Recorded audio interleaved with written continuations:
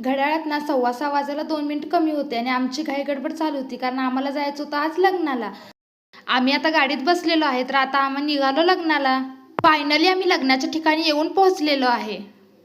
तर तुम्ही बघू शकता इथं लग्नाची तयारी झालेली आहे व भटजी पण आलेले आहेत व तिकडचे सगळे ना नवरदेवाची वाट बघत बसलेले होते व आम्ही सगळेजण तिथं जाऊन पोहोचलो व आम्हाला आवरायला त्यांनी एक रूम दिलेली होती.